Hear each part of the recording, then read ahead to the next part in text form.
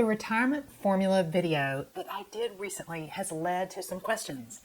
In that video, I explained the simple formula that's commonly used to estimate about how much you need to retire. You can watch that video here.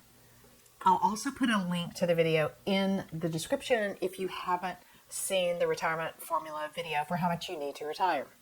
Based on your questions, in this video, I want to address the 3 risks of the retirement formula that I used in that video that a lot of people might be missing when they estimate how much they need to retire. And also, I'll share with you how I determine the retirement withdrawal rate that I'm using for our own retirement planning. I'm working on another video about how you can improve your own results for the amount you need to retire when you use that retirement formula that's so popular. So make sure you subscribe to my channel if you want to see those videos when I post them. Okay, so let's get into the risks that are related to that formula that I use for estimating how much you need to retire. The very first risk is that the withdrawal rate that you use or I used in that formula is too high. In case you didn't see the video, or just to refresh your memory if you did, or you're somewhat familiar with how this works when you estimate how much to retire, in that retirement formula video, we took the annual expenses after deducting any income streams like Social Security or maybe part-time work, and then we divided that balance by 4%, and that was based on the 4% retirement withdrawal rule. The first risk that I want to present in this video is that the 4% withdrawal rate is too high. Now, that's probably going to surprise you when you hear some other things I'm going to say in this video, so stay tuned. I also want to mention, before I move forward, I just want to remind you again that that 4% rate, that withdrawal rate, is the rate that's commonly recommended in the very first year of retirement. So let me just quickly big picture this for those of you that aren't familiar with this whole retirement withdrawal concept. And that's simply that retirement planning is done, or retirement living is done, by taking the amount of retirement savings you have and saying times 4% in the first year and living off that amount of money. And then every year after that first year, you adjust that 4% or whatever percent you're using for your withdrawal rate, you adjust it for inflation. So after that first year, if you decide to use 4%, it won't be 4% anymore. It will be more. Okay, so I just wanted to point that out because a lot of people forget that, and they have in their mind that they're going to have a consistent retirement withdrawal rate from year to year. Now, I also want to mention here, this is super important, the 4% retirement withdrawal rate is not set in stone. In other words, retirement planning is based on changing factors like that 4%, as you're going to see in just a second in this video. And it's sort of based on best guesstimates. I feel like all investment planning is, and all investing is, because that's all we can really do. We can only use what's happened in the past, the math for what's happened in the past, and we can use predictions about what we think will happen in the future, what we think, but we don't know, based on what's happened in the past. So I love looking at that past data to improve our probabilities of estimating better how our investments will do in the future. But we can't know for sure. So considering that that 4% rate might be too high, that's the first risk we're going to address here. That 4% withdrawal rate might be too high. Let's take a look and see where that 4% even came from so you can decide what retirement withdrawal rate you're comfortable using when you estimate about how much you need to retire. This is the foundation for retirement finance, really, is estimating about how much you need to retire.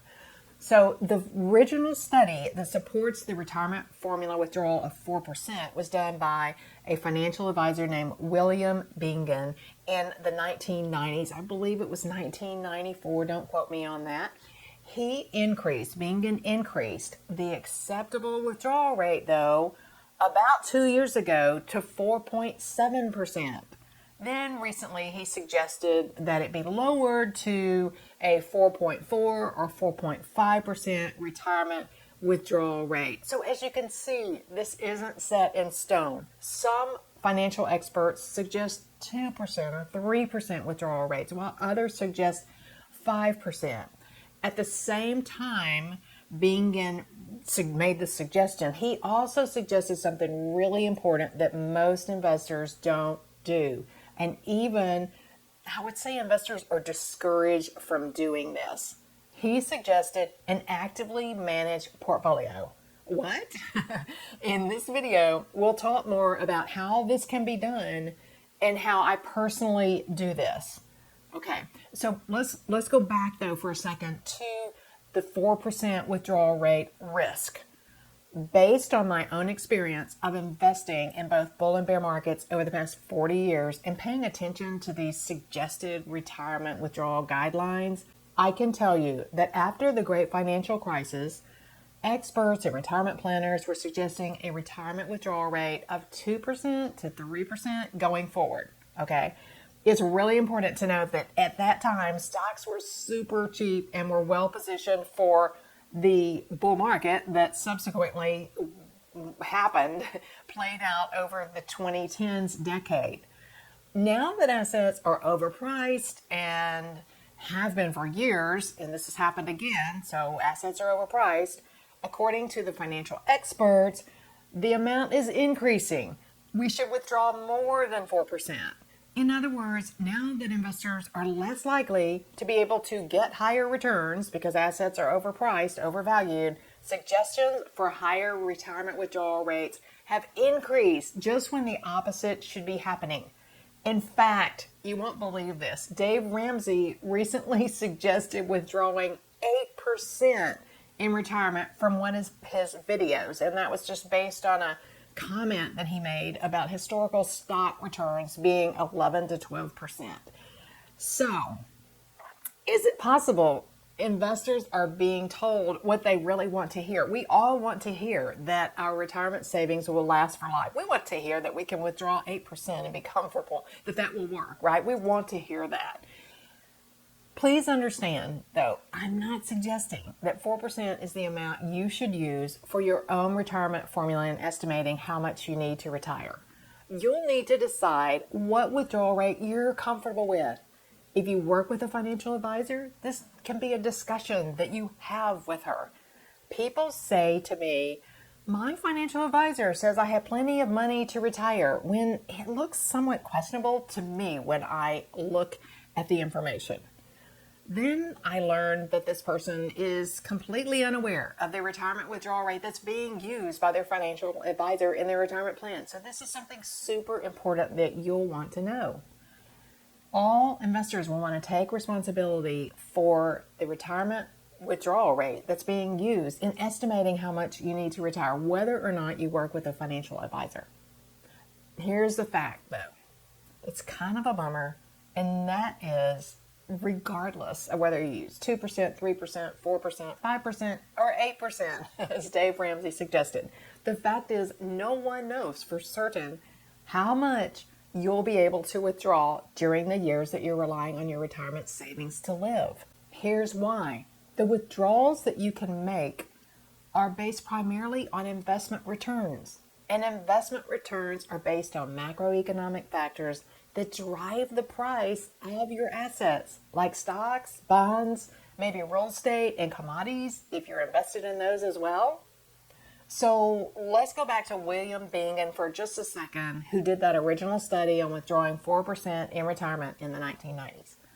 Bingen was recently quoted as saying in a Think Advisor interview, this is super important, let me read it, manage the risk portion of a retirement nest egg actively, unless you're willing to reduce your client's allocations to reduce risk, it could be damaging. Whoa, okay.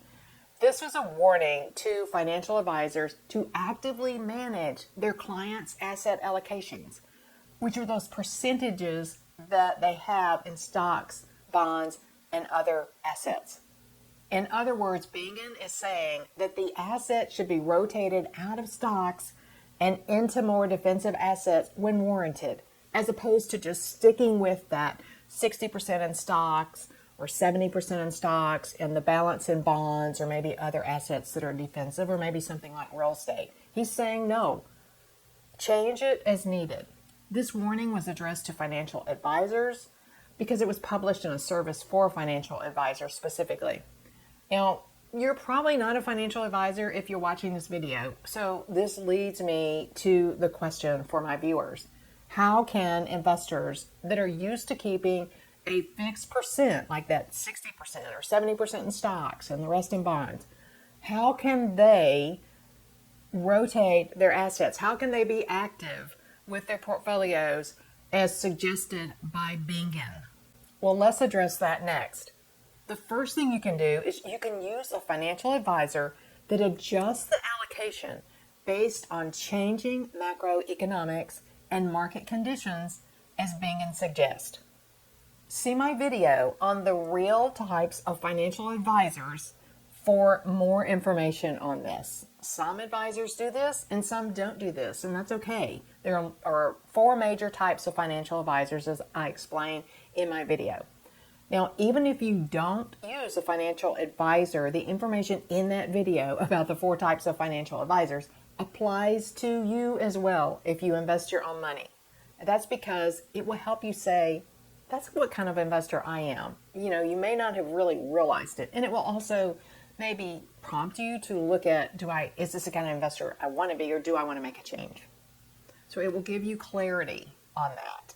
The second thing you can do if you want to follow Bingen's suggestion to manage risk by decreasing stock or bond exposure as warranted is to change your own asset allocation based on changing macroeconomic and market factors. This information is readily available and free, but it's pretty complex, right? Every expert that says one thing is going to happen, the next expert says another thing is going to happen. And these are top economists. I listen to this stuff. I'm a nerd with it, okay? And for one person that I really respect, and this is an economist, not a financial advisor, the other person, the next person will say something completely different, and they both have valid arguments. So it's hard for individual investors to make their own rotations out of asset classes and into other asset classes. There's also the problem that emotions play a big role in investing returns. Financial related emotions are very deep rooted in all of us, and they're super hidden. We don't know that they're there, but they commonly sabotage our investment returns. And this frequently leads investors to keep too much money in cash out of fear and missing out on good returns, or vice versa, in taking on too much risk. This is where financial advisors really help clients because they can remove the emotions. And that's a really good, valid reason to use a financial advisor. I'm not, anti-financial advisor. I'm for every investor doing what they need to do that works and helps them reach their financial goals. Sometimes that means using a financial advisor, and sometimes it means investing your own money. Now, a lot of investors do want to invest their own money, and doing so can certainly save thousands of dollars every single year. For this reason, I personally follow a professionally developed asset rotation strategy, and it has data from how that strategy has performed over 40 years of back-tested data. So I can look and see, how did that strategy perform during this bear market, or how did that strategy perform when interest rates were rising or when interest rates were falling? And I like that. So I'm very comfortable with that. And it's a professionally developed strategy. It's not me saying, well, let me see here, interest rates are going up, so that means the value of my bonds are going to go down. I better rotate out of bonds, or stocks are overvalued, so I better reduce my holdings, because stocks can stay overvalued for years.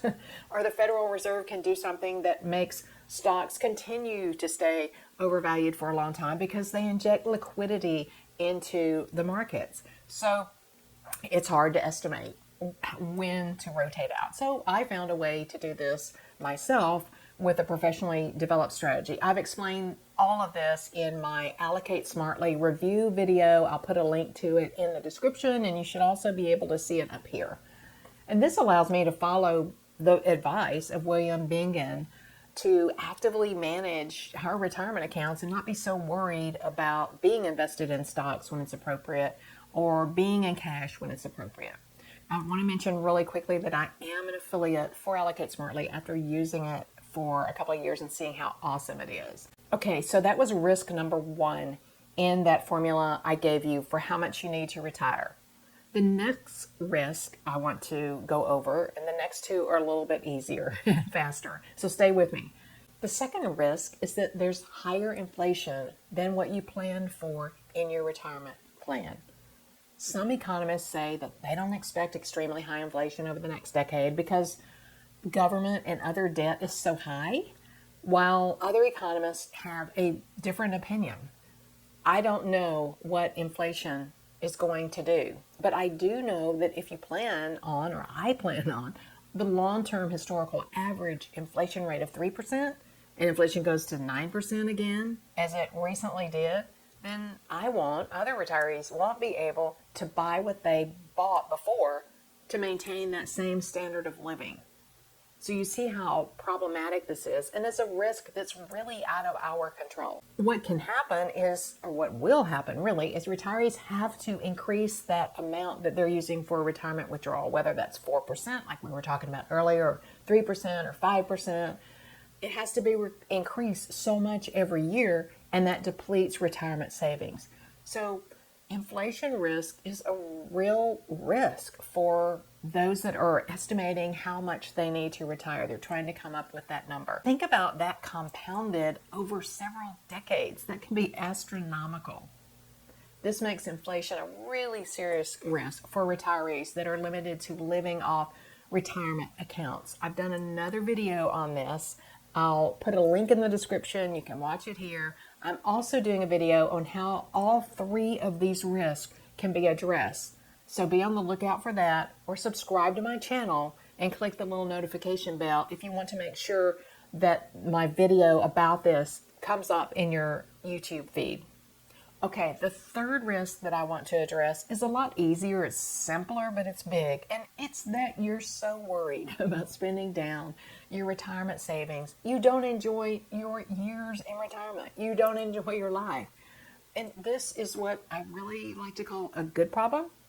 But enjoying life should be a top priority. In delaying or avoiding things that you really enjoy, it hurts the enjoyment of your life. So I think this is an important risk. So I promised I would share how I figure out the percent for retirement account withdrawals that I use in my own retirement formula calculation. And that's based on the investment return data, the past investment returns from that strategy that I mentioned that I was using at Allocate Smartly. So I look at the past performance and I say, okay, if it did this for 45, 50 years, then I think it's safe to say, I think it will do at least 50% of that going forward. So I'm going to use that as my retirement withdrawal amount or percent in planning how much we need to be able to live on when we do want to completely live off withdrawals from our investment account. And again, you can see that video here where I explain this a little bit more. And remember, retire certain.